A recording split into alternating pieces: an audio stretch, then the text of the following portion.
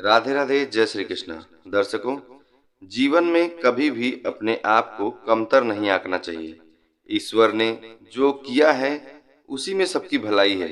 इसीलिए ईश्वर का आभार व्यक्त करते हुए कभी भी खुद को कमजोर नहीं समझना चाहिए। एक कौवा था जिसे काले रंग की वजह से लगता था कि वह रंगों से वर्जित हो चुका है। तो स्टोरी इसी बेस्ड है कि जीवन में सभी अपने आसपास की चीजों को देखकर प्रभावित होते हैं। कभी कभी बाहरी चीजों का प्रभाव इतना ज्यादा हो जाता है कि लोग हीन भावना से ग्रसित होकर खुद को कम आंकने लगते हैं। जीवन में ईश्वर ने जो भी किया है उसी में सबकी भलाई है। इसीलिए ईश्वर का आभार व्यक्त करते हुए कभी भी खुद को कमजोर नहीं आंकना चाहिए या कभी खुद को कमजोर नहीं समझना चाहिए। ये आज इसी पर आधारित एक कहानी मैं आप सुनाने जा रहा हूँ। सबसे सुंदर कौन कहानी का टाइटल है और इस कहानी का मैं विस्तार पूर्वक वर्णन करूंगा। इससे पहले कि मैं इस कहानी को शुरू करूं, यदि आप चैनल पर नए हैं तो चैनल को सब्सक्राइब कर दीजिए ताकि हमारे आने वाली वीडियो की नोटिफिकेशन आपको मिलती रहे। एक दिन एक कौवा अपनी शक्ल देखकर सोचने लगा कि पक्षियों में सबसे ज्यादा कुरूप मैं ही हूँ। उसे लगा कि न तो आवाज अच्छी है और न ही पंख सुंदर है। काले रंग की वजह से उसे लगता था कि वह रंगों से भी वंचित है। ये सारी बातें सोचने की वजह से उसके अंदर हीन भावना से ग्रसित होकर दुख समा गया। वह दुखी रहने लगा। एक दिन बगुले ने कौवे की उदासी का कारण जानना चाहा तो कौवे ने जवाब दिया कि तुम तो गोरे चिट्टे हो ना, मैं तो बिल्कुल काला हूँ। मेरा तो इस दुनिया में जीना बेकार है। मुझे कोई पसंद नहीं करता है। मेरी आवाज भी कर्कश है।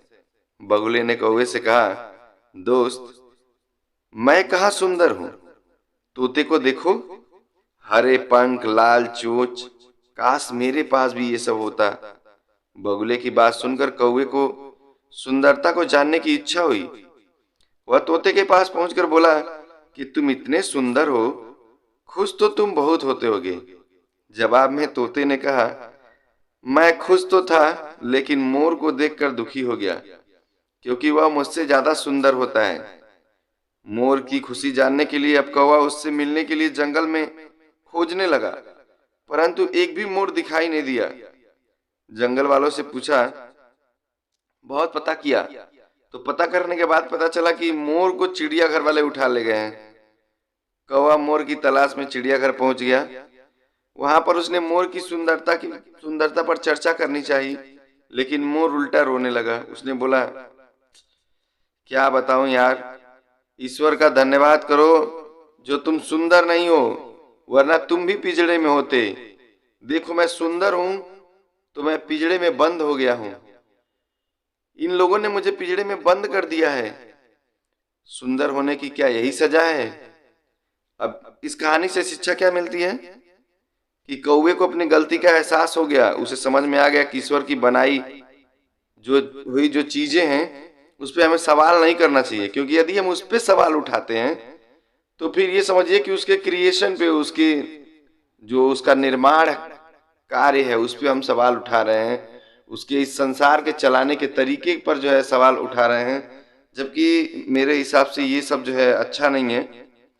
तो ईश्वर ने आपको जितना दिया है, जो दिया है, जैसे दिया है, उसी में खुश रहना सीखिए। उसी में आपकी भलाई है। क्योंकि बहुत ज्यादा अच्छा बन जाएंगे, बहुत ज्यादा सुंदर रहेंगे तो मोर की तरह पिंजड़े में रहना पड़ेगा।